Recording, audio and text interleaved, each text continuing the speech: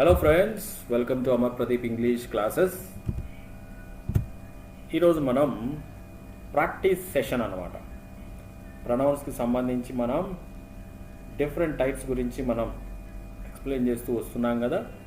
ఈరోజు ఏం చేద్దామనంటే, కాంపిటేటివ్ ఎగ్జామ్స్లో ప్రొనౌన్స్ని బేస్ చేసుకొని ఇచ్చినటువంటి స్పాటింగ్ ఎర్రర్స్ క్వశ్చన్స్ని మనం ఈరోజు ప్రాక్టీస్ చేస్తాం. ఓకేనా? ఈరోజు ఈ క్లాస్ మీకు అర్థం అవ్వాలనంటే మనం చెప్పినటువంటి ప్రీవియస్ క్లాసెస్ ప్రొనౌన్స్కి సంబంధించి అందులో ఉండే టైప్స్ గురించి వాటన్నిటిని కూడా మీరు జాగ్రత్తగా వినుంటే ఈరోజు ఈ యొక్క ప్రాక్టీస్ సెషన్లో మనం ఆన్సర్ చేసేది చాలా ఈజీగా ఉంటుందన్నమాట. ఓకే ఫ్రెండ్స్, అసలు ఈ క్వశ్చన్స్ ఎలా ఉంటాయి అని అంటే మీరు చాలామందికి తెలిసే ఉంటుంది. ఒకసారి తెలియని వాళ్ళ కోసం నేను చెప్తాను. చూడండి, ఇలా క్వశ్చన్ ఉంటుంది. ఈ క్వశ్చన్ని ఈ విధంగా ఏ, బి, సి, డి అని చెప్పి డిఫరెంట్ పార్ట్స్గా డివైడ్ చేస్తారనమాట. ఈ డిఫరెంట్ పార్ట్స్లో ఏదో ఒక పార్ట్లో మనకి తప్పు ఉంటుంది. ఓకేనా? ఏ పార్ట్లో అయితే తప్పు ఉందో ఆ పార్ట్ని మనం ఐడెంటిఫై చేయాలి. ఒకవేళ ఏ పార్ట్లో కూడా తప్పు లేదు అని అనుకోండి, అప్పుడు ఆన్సర్ వచ్చేసి ఆప్షన్ ఈ అవుతుంది. ఓకేనా? ఏబిసిడిఈ ఆప్షన్స్ ఉన్నాయి కదా. ఏదో ఒక పార్ట్లో తప్పు ఉంటుంది, ఏ పార్ట్లో కూడా తప్పు లేదు, సెంటెన్స్ అనేది గ్రామటికల్గా కంప్లీట్గా కరెక్ట్ అనుకోండి, అప్పుడు ఆన్సర్ అనేది ఈ అవుతుంది, నో ఎర్రర్ అవుతుంది. ఓకేనా? మరి చూస్తామా? మీరు ఏం చేస్తారనంటే, ఈ వీడియో చూస్తున్న వాళ్ళు వీడియోను అలా పాస్ చేయండి, ఆ తర్వాత ఆన్సర్ చేసే ప్రయత్నం చేయండి, ఆ తర్వాత మళ్ళీ రెజ్యూమ్ చేశారనంటే నేను ఎక్స్ప్లెయిన్ చేస్తాను, అర్థమైపోతుంది. ఓకేనా ఫ్రెండ్స్? సరే, మరి చూస్తాం. మొదటి question. The board of directors want the facilities of car and accommodation for it self. ఓకేనా? ఇందులో ఉన్నటువంటి తప్పేంటో మనం తెలుసుకునే దానికంటే ముందుగా మనం ప్రొనౌన్స్కి సంబంధించి ఫస్ట్ క్లాస్లోనే ఒక విషయం చెప్పాము. ఏంటంటే, ఆ pronoun must agree with its antecedent. So ఒక ప్రొనౌన్ అనేది దాని యొక్క యాంటీసీడెంట్తో ఏం చేయాలా? అగ్రీ అవ్వాలా. అంటే ఏంటో ఒక ఎగ్జాంపుల్ ద్వారా చెప్తాను, చూడండి. సో ఇక్కడ కామన్ నౌన్ ఉందనుకోండి. ఏంటి ఆ కామన్ నౌన్? బాయ్ అనే ఒక కామన్ నౌన్ ఉందనుకోండి. ఇప్పుడు ఈ బాయ్ అనే కామన్ నౌన్ అనేది యాంటీసీడెంట్ అయితే దీనికి మనం ఎలాంటి ప్రొనౌన్ని పెట్టాలి అని అంటే, ఇక్కడ ఆప్షన్స్ ఇలా ఉన్నాయి. ఏమేమి ఉన్నాయనంటే, హీ అని ఉంది, షీ అని ఉంది, దే అని ఉంది, అదేవిధంగా ఇట్ అని ఉంది. ఈ విధంగా 4 ఆప్షన్స్ ఉన్నాయనుకో. ఇప్పుడు మనం ఏది చూస్ చేసుకుంటాం ఫ్రెండ్స్? హీని చూస్ చేసుకుంటాం. ఎందుకు హీని చూస్ చేసుకుంటాం? హీ అనేది ఇక్కడ ఇచ్చినటువంటి బాయ్, ఈ హీ చూసారా, ఇవి రెండు కూడా మ్యాచ్ అవుతున్నాయి కాబట్టి బేసిక్ రూల్ ఏంటనంటే, ఆ pronoun must agree with its antecedent అని. ఓకేనా? ఇక్కడ మనం చూసినట్లయితే ద బోర్డ్ ఆఫ్ డైరెక్టర్స్, ఇక్కడ మీరు చూస్తున్నారు డైరెక్టర్స్ ప్లూరల్. మరి ఏమనుంది ఇక్కడ? ఇట్ సెల్ఫ్ అని ఉంది. మరి ఇట్ సెల్ఫ్ అని ఉండకూడదు కదా. బోర్డ్ ఆఫ్ డైరెక్టర్స్ అని అంటే ఇట్ సెల్ఫ్ అనేది మ్యాచ్ అవ్వట్లేదు. మరి ఆన్సర్ ఏమవుతుంది అని అంటే ఆప్షన్ డి అనేది ఆన్సర్ అవుతుంది. అంటే ఆప్షన్ డిలో తప్పు ఉందని అర్థం. ఎగ్జామ్లో ఏం చేయాలి? ఆప్షన్ డి అనేది మనం చూస్ చేసుకోవాలి. ఒకవేళ ఇది కరెక్షన్ చేస్తే ఎలా ఉంటుంది అని అంటే, దెమ్సెల్వ్స్ అని ఉంటుంది కరెక్షన్ చేస్తే. అయితే మనం కరెక్షన్ ఏమి చేయాల్సిన అవసరం ఈ స్పాటింగ్ ఎర్రర్ సెక్షన్లో మనం ఏమి చెయ్యం. ఓకేనా? సో మనం సెంటెన్స్ ఇంప్రూవ్మెంట్ అనే దాంట్లో మనం చూస్తాం ఎలాగ కరెక్షన్ అని. అయితే ఇక్కడ మనం తప్పేంటో ఐడెంటిఫై చేస్తే చాలు. రెండవ question. Every teacher and every student of the school is determined to do their best అని అంటున్నాడు. ఎవ్రీ, చూస్తున్నారా? ఎవ్రీ టీచర్, ఎవ్రీ స్టూడెంట్, మనం చెప్పుకున్నాం ఎవ్రీ అని వస్తే అది ఖచ్చితంగా ఏమర్థం, సింగులర్ అని అర్థం, ప్రతి ఒక్కరు అని. సో కాబట్టి ఇక్కడ ఏమి ఇస్తున్నాడు, దెయిర్ అని ఇస్తున్నాడు. సో దెయిర్ అని ఉండకూడదు, దెయిర్ అనేది తప్పు. మరి ఇప్పుడు ఒక సమస్య రావచ్చు. ఏంటా సమస్య అని అంటే, స్టూడెంట్స్ అంటే ఒకవేళ బాయ్స్ కానీ గర్ల్స్ కానీ అయి ఉంటే ఇక్కడ మరి మనం హిజ్ బెస్ట్ కానీ హర్ బెస్ట్ కానీ పెట్టాలి, అంతేనా? అయితే మనకి ఖచ్చితంగా జెండర్ ఏంటో తెలియనప్పుడు హిజ్జు హర్రు కూడా ఉండి ఒకదాన్నే చూసుకోవాలని అనుకున్నప్పుడు మనం హిజ్ బెస్ట్ని సెలెక్ట్ చేసుకుంటే మంచిది. సో ఎందుకంటే చెప్పలేం, మేల్ డామినేటెడ్ సొసైటీ అనుకోవటమే, ఓకేనా? సో ఇక్కడ మనం చేయాల్సింది ఏంటి అని అంటే దెయిర్ బెస్ట్ అని ఉండకూడదు. ఎందుకు దెయిర్ అని అంటే అది ప్లూరల్. ఇక్కడ ఎవ్రీ టీచర్ అన్నాడు అండ్ ఎవ్రీ స్టూడెంట్ అని అన్నాడు. ఇక్కడ అండ్తో కలిపినంత మాత్రాన కూడా ఎవ్రీ అనే పదంలో మార్పు ఉండదు కదా, అదనమాట. థర్డ్ క్వశ్చన్ చూస్తాం. The officer as well as the clerks absented themselves from the office. చూడండి, as well as officer as well as the clerks. ఇదే ఒకవేళ ఆఫీసర్ అండ్ ద క్లర్క్స్ అని ఉందనుకోండి, ఆఫీసరు మరియు క్లర్కులు అని అన్నప్పుడు మనం themselves రాయొచ్చు, ఇద్దరు ప్లూరల్. అయితే ఇక్కడ అండ్ కాదు కదా ఉంది, యాజ్ వెల్ యాజ్ అని. యాజ్ వెల్ యాజ్ అని అంటే అర్థం ఏమొస్తుంది అంటే బిసైడ్స్ లేక ఇన్ అడిషన్ టు, అంటే పాటుగా, ఆఫీసర్తో పాటుగా, ఓకేనా? ఎవరు వెళ్ళారు అని అంటే ఆఫీసర్ అనే ఆయన మెయిన్, ఆయనతో పాటుగా వీళ్ళిద్దరు వెళ్ళారు అంటే మనం ఇక్కడ యాజ్ వెల్ యాజ్ వచ్చినప్పుడు ఈ యాజ్ వెల్ యాజ్కి ముందుండేటటువంటి ఈ సబ్జెక్ట్ ఏదైతే ఉందో సో అదే మనం మెయిన్గా తీసుకోవాలి.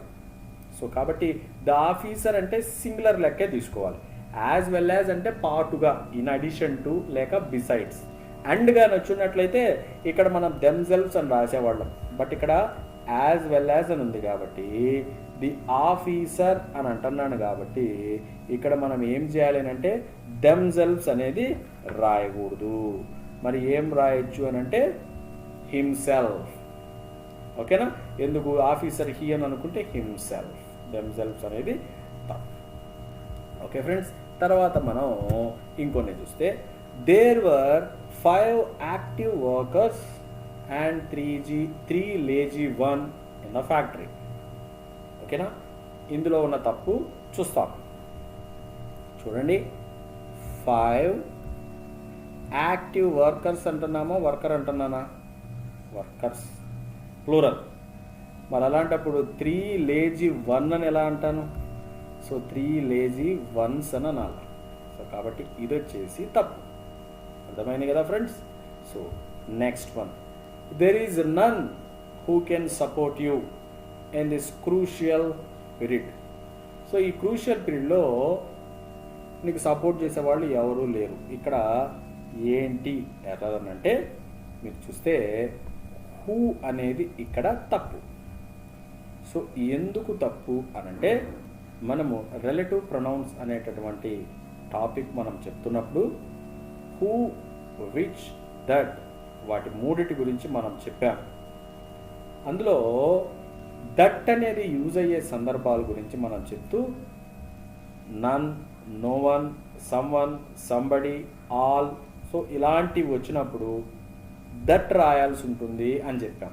మరి ఇక్కడ నన్ అని ఉంది కదా, సో కాబట్టి నన్ వచ్చినప్పుడు హూ అనేది రాయకూడదు, దట్ అని రాయాల్సి ఉంటుంది. ఓకేనా friends?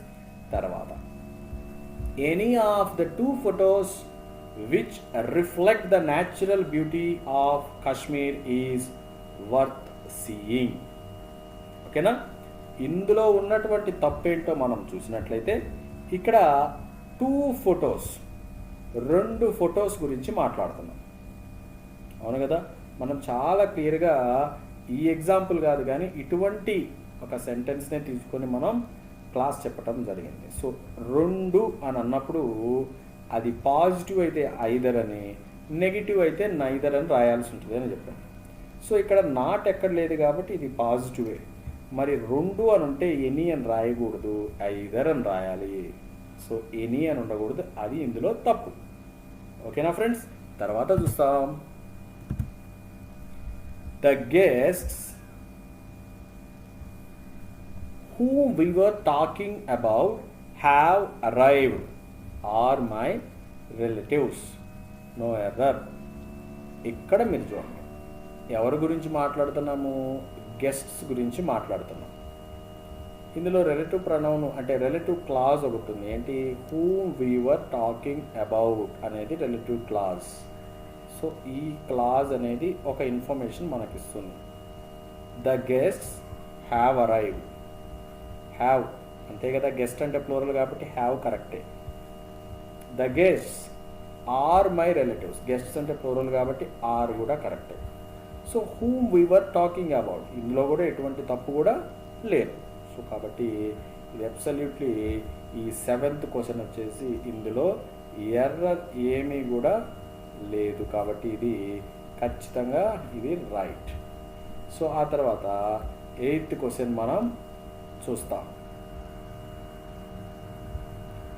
He introduced to the chairman as the president of the workers association. No error. ఓకేనా? ఇందులో ఉన్న తప్పేంటో మనం చూస్తాం. చూడండి, మనము రిఫ్లెక్సివ్ అండ్ ఎంఫాటిక్ ప్రొనౌన్స్ గురించి ఒక క్లాస్ చేసాం. అందులో క్లియర్గా చెప్పాము. ఏం చెప్పామనంటే వర్బ్ ఏదైతే ఉందో సమ్ వర్బ్స్, ఆ వర్బ్స్ గురించి కూడా మీరు ఆ వీడియో నేను ఇన్ఫర్మేషన్ కార్డులో కూడా మొత్తం టోటల్గా చెప్పినవన్నీ కూడా ఇస్తాం. మీరు అవి వాచ్ చేసిన తర్వాత సో ఇది మనం చెప్పాల్సిన అవసరం కూడా లేదు, మీరు ఈజీగా ఐడెంటిఫై చేసేస్తారు. సో కాన్సెప్ట్ అర్థం చేసుకుంటే ఇక్కడ ఇంట్రడ్యూస్డ్ అని ఉంది కదా, ఇంట్రడ్యూస్డ్. సో ఈ ఇంట్రడ్యూస్డ్ తర్వాత ఆబ్జెక్ట్ ఉందా? ఆబ్జెక్ట్ ఉందా? He introduced Ravi, introduced Pradeep, he introduced Rani. ఏం ఆబ్జెక్ట్ ఏమీ కూడా లేదు. సో ఆబ్జెక్ట్ ఏమీ లేనప్పుడు మనము ఏం చేయాలంటే రెసిప్రోకల్ ప్రొనౌన్ యూజ్ చేయాలి. హీ ఇంట్రడ్యూస్డ్ హిమ్సెల్ఫ్, తనను తాను ఇంట్రడ్యూస్ చేసుకున్నాడు అని మనం రాయాలి. అంతేనా? సో హీ ఇంట్రడ్యూస్డ్ ఎవరిని? ఎవరిని ఏమి ఇవ్వాల, చైర్మన్కి అన్నట్టుంది, కానీ ఆబ్జెక్ట్ అనేది లేదు కాబట్టి మనము ఈ విధంగా హిమ్సెల్ఫ్ రాసి. సో కాబట్టి ఇంట్రడ్యూస్డ్ తర్వాత ఇలా రాయాల్సి వచ్చింది. తర్వాత 9th క్వశ్చన్.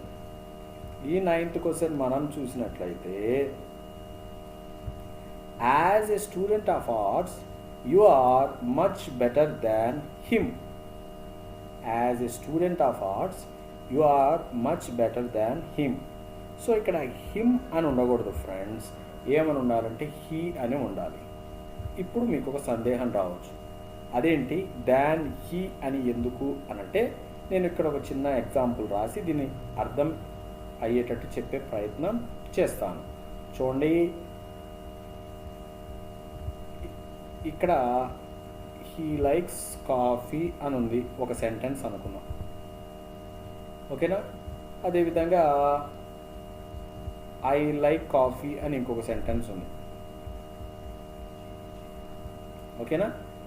ఇప్పుడు అతనికి కాఫీ ఇష్టం, నాకు కాఫీ ఇష్టం. మా ఇద్దరిలో అంటే నేను అతను ఉన్నాం కదా, మా ఇద్దరిలో అతనికి కాఫీ అంటే నాకంటే ఎక్కువ ఇష్టం. అంటే నాకంటే ఎక్కువ అంటే ఇష్టం అంటే నాకు కాఫీ అంటే ఎంత ఇష్టమో అంతకంటే ఎక్కువ ఆయనకి కాఫీ అంటే ఇష్టం. ఇప్పుడు దీన్ని రాయాలి, ఈ రెండింటిని కలిపి అని అంటే he likes coffee more than me అని రాస్తామా? ఇలా రాస్తే అర్థమైందనంటే he likes coffee more than me, నాకంటే కూడా కాఫీ ఎక్కువ ఇష్టం అని అర్థం వస్తుంది. ఇక్కడ నాకంటే కూడా కాఫీ ఎక్కువ ఇష్టం అనేది కాదు అర్థం. నాకు కాఫీ ఇష్టం, ఆయనకు కూడా కాఫీ ఇష్టం. నాకు కాఫీ అంటే ఎంత ఇష్టమో అంతకంటే ఆయనకు కాఫీ అంటే ఇష్టం అని అర్థం. అర్థమవుతుందా?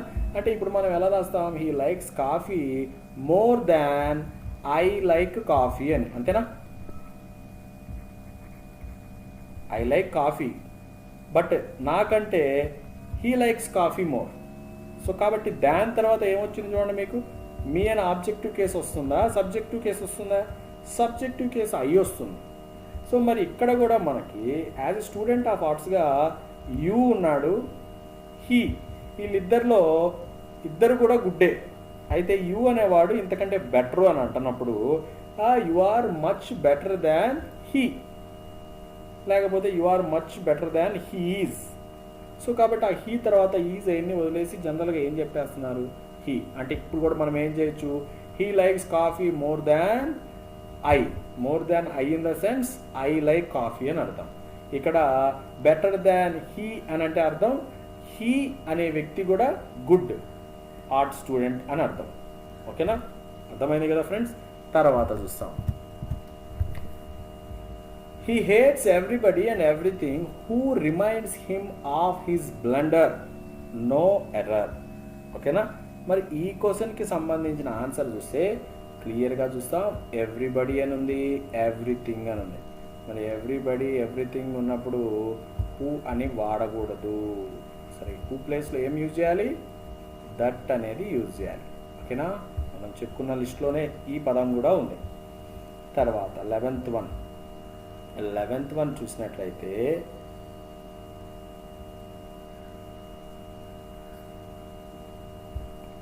whomever does not come in time will not be allowed to mark his presence. అంతేనా? సో ఇప్పుడు దీంట్లో ఉన్నటువంటి తప్పేదో చూద్దాం. whomever does not come in time, ఈ పార్ట్ని మీరు ఒక్కసారి చూస్తే డస్ నాట్ కమ్. సో ఇక్కడ ఇది సబ్జెక్టు, ఇది వర్బు, అంతేగా? వర్బు నెగిటివ్ ఫామ్లో ఉంది, రైట్? అంతే కదా? సో ఎప్పుడన్నా మీకు తెలిసిన విషయమే, హూ అంటే సబ్జెక్టివ్ కేస్, ఆబ్జెక్టివ్ కేస్ ఏమవుతుంది, హూమ్ అవుతుంది. మరి ఇప్పుడు వర్బ్కి లెఫ్ట్ సైడ్ ఉండేది సబ్జెక్టివ్ కేసా, ఆబ్జెక్టివ్ కేసా? ఖచ్చితంగా సబ్జెక్టివ్ కేసే. మరి సబ్జెక్టివ్ కేస్ అయితే హూ ఎవర్ అని ఉండాలి కదా. మరి ఇక్కడ హూమ్ ఎవర్ అని ఉంది కాబట్టి హూమ్ ఎవర్ అనేది తప్పు. ఓకేనా? ఆ తర్వాత the 6 partners are at daggers drawn. So daggers drawn అని అంటే అర్థం ఏంటంటే కత్తులు దోస్తున్నారు అని. సో ఇది ఒక ఇడియం, కత్తులు దోస్తున్నారు. So they do not talk to each other. చూడండి, ఈచ్ అదర్ ఎంతమంది, 6 చెప్పుకున్నాం కదా. ఇద్దరైతే ఈచ్ అదర్, ఇద్దరు కంటే ఎక్కువైతే 1 అనదర్. మరి ఇక్కడ 6 ఉండి ఈచ్ అదర్ అనేది పాసిబుల్ కాదు కాబట్టి ఇది వచ్చేసి తప్పు. నెక్స్ట్, సో ఇది వచ్చేసి చాలా ఇంపార్టెంట్ ఫ్రెండ్స్. సో ఇది కొంచెం నోట్ చేసుకోండి, ఇది వచ్చేసి చాలా important. You and I will be punished. ఇందులో తప్పేంటి అని అంటే చాలామంది ఏం చేస్తారని అంటే నో ఎర్రర్ అని పెట్టేస్తారు. ఎందుకంటే మనకు ఒక రూల్ ఉంది. ఏం రూల్ అని అంటే 2, 3, 1. 2 అంటే సెకండ్ పర్సన్ ఎవరు, యూ. 3 అంటే థర్డ్ పర్సన్ అంటే హీ, షీ, ఇట్, దే. 1 అంటే ఫస్ట్ పర్సన్ అంటే ఐ, వి, ఇవన్నమాట. ఎప్పుడైనా ఒక సెంటెన్స్లో first person, second person, third person ఈ విధంగా ఉన్నాయనుకోండి, ఫస్ట్ ప్రెఫరెన్స్ సెకండ్ పర్సన్కి ఇవ్వాలి, తర్వాత థర్డ్ పర్సన్కి ఇవ్వాలి, చివరిలో ఫస్ట్ పర్సన్ గురించి చెప్పాలి. ఓకేనా? హీ, ఐ అండ్ యూ అనకూడదు, అయితే హీ, యూ అండ్ ఐ కూడా అనకూడదు. యూ, హీ అండ్ ఐ అనాలి. గుర్తుపెట్టుకోండి, 2, 3, 1 అనేది సీక్వెన్స్. మరి ఇక్కడ అలానే ఉందిగా, ఫస్ట్ యూ అనే ఉంది, ఆ తర్వాత ఐ అనే ఉంది. ఎట్టా థర్డ్ పర్సన్ లేదు కాబట్టి ఇది కరెక్టే కదా అని అనుకోవచ్చు. కానీ ఇది తప్పు. ఎందుకు తప్పు అంటే ఇక్కడ పనిష్ చేయబట్టం, ఇక్కడేమి ప్రైజులు ఇవ్వటం లేదు. ఏదైనా ఒక మంచి పనికైతే ఫస్ట్ సెకండ్ పర్సన్, తర్వాత థర్డ్ పర్సన్, తర్వాత ఫస్ట్ పర్సన్ మంచి పనికి అయితే. ఇక్కడ ఏంటి, పనిష్ చేయించుకోవటానికి. కాబట్టి ఏదైనా ఒక నెగిటివ్ థింగ్ ఏదైనా హ్యాపెన్ అవుతుంది అని అంటే అప్పుడు 1, 2, 3 అనేది సీక్వెన్స్. ఫస్ట్ నన్ను దనండి, వాళ్ళిద్దరిని దన్నటానికంటే ముందు ఫస్ట్ నన్ను దనండి అని. ఏదన్నా గిఫ్ట్ ఇస్తున్నారు ఏదన్నా అని అనుకోండి, లేకపోతే ఫస్ట్ ఎవరు పోవాలి అని అంటే ఫస్ట్ సెకండ్ పర్సన్ నువ్వు పో అన్నట్టు. సో ఇదొక ఏంటి అని అంటే ఒక వాళ్ళు ఇంగ్లీష్ వాళ్ళు ఏర్పాటు చేసినటువంటి ఒక పద్ధతి అని చెప్పి అనుకోవచ్చు. మంచి అయితేనేమో 2-3-1 సీక్వెన్స్, చెడు అయితేనేమో 1-2-3 సీక్వెన్స్. సో కాబట్టి ఇక్కడ పని చేయించుకోవటానికి కాబట్టి ఐ అండ్ యు అవుతుంది. ఏదైనా మంచి పనికి అయితే యు అండ్ ఐ అవుతుంది. ఓకే,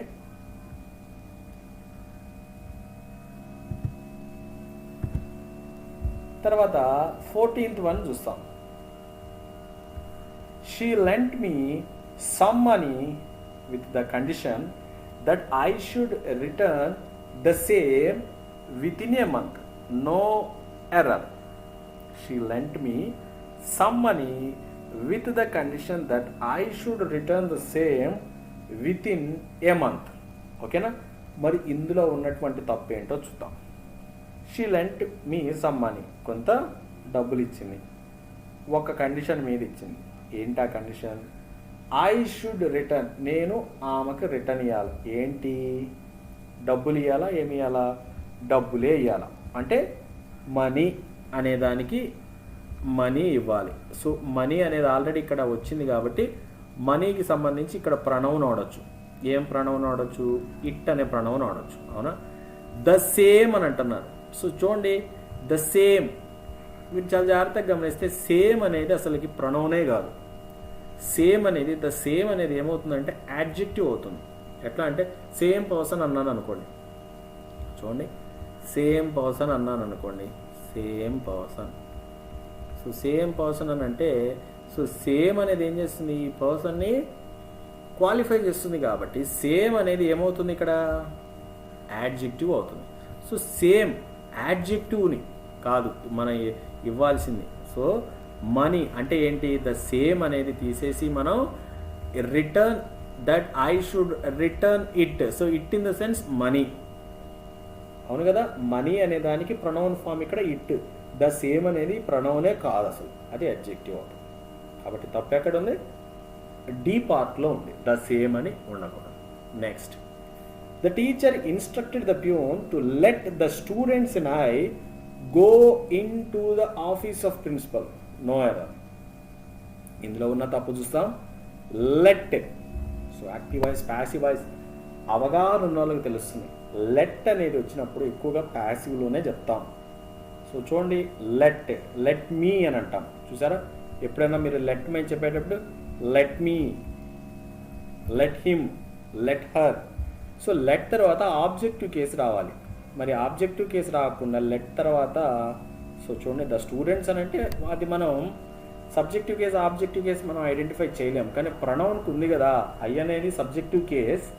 మరి ఆబ్జెక్టివ్ కేస్ అని అంటే ఇక్కడ ఏం రావాలో? మీ రావాలి. ఎందుకు మీ రావాలి అని అంటే ఇక్కడ లెట్ ఉంది కాబట్టి. తర్వాత the candidate being a commerce graduate, she is eligible for the post of accountant. So ఇక్కడ మనం చూసినట్లయితే ఎవరి గురించి మాట్లాడుతున్నారు? క్యాండిడేట్ గురించి మాట్లాడుతున్నారు. The candidate being a commerce graduate. So the candidate అనేది సబ్జెక్ట్. ఈ సబ్జెక్ట్కి సంబంధించిన వర్బ్ ఏది? ఎతకండి. So is, the candidate is eligible. అవును కదా. సో ఈజ్ అంటే ఎవరు? ఈ క్యాండిడేట్. మరలా షీ అవసరం లేదు కదా, అర్థమవుతుందా? సో కాబట్టి ఇక్కడ షీ అనేది రాయాల్సిన అవసరం లేదు, ఎందుకంటే ఆల్రెడీ ఇక్కడ మనం ద క్యాండిడేట్ మెన్షన్ చేసేసాం. ద క్యాండిడేట్ ఈజ్ ఎలిజిబుల్, మళ్ళీ షీ అంటే ఇంకోటి వస్తుంది, అదనమాట. తర్వాత 17th వన్ చూస్తే, in all circumstances I have helped him and he knows, no error. So all సర్కమ్స్టాన్సెస్లో నేనేం చేశాను? అతనికి హెల్ప్ చేశాను. Helped him and he knows, ఆయనకి తెలుసు. ఏం తెలుసు? సో చూడండి ఇక్కడ వర్బ్ ట్రాన్సిటివ్ వర్బ్, అంటే ఈ వర్బ్కి ఆబ్జెక్ట్ కావాలి. కాబట్టి అతనికి తెలుసు. ఏం తెలుసు? ఏం తెలుసు అతనికి? ఏం తెలుసు అనంటే మనం ఖచ్చితంగా చెప్పలేం. అది ఏంటా? అది నేను హెల్ప్ చేశాను అన్న సంగతి. సో నేను హెల్ప్ చేశాను అన్న సంగతి అని అంటే దాన్ని మనం ఏ ప్రొనౌన్తో రీప్లేస్ చేయొచ్చు అని అంటే ఇట్. అవును కదా. So in all circumstances I have helped him and he knows it అని మెన్షన్ చేయాలి. సో ఇట్ అని మీద మెన్షన్ చేయలేదనుకోండి మనం, హీ నోస్ వాట్, ఆయనకు తెలుసు, ఏం తెలుసు, హీ నోస్ అని ఏదంటే అది పెట్టుకోవచ్చు.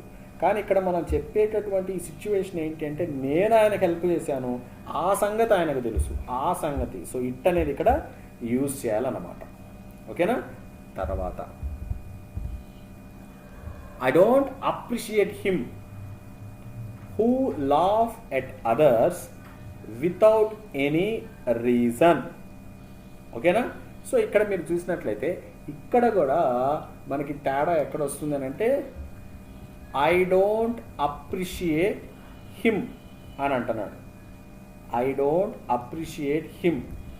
సో హిమ్ అని వచ్చింది. ఇక్కడ ఏంటి, లాఫ్. చాలా జాగ్రత్తగా గమనించాలి. ఇక్కడ రిలేటివ్ ప్రొనౌన్ హూ ఉపయోగించాం. హూ ఇన్ ద సెన్స్ ఇక్కడ ఉపయోగించేటటువంటి దీన్ని రిలేటివ్. అవును కదా. హిమ్ అంటే ఈ హూ అనేది ఎవరు అనుకోవచ్చు మనం, హీ అనుకోవచ్చు. అవును కదా.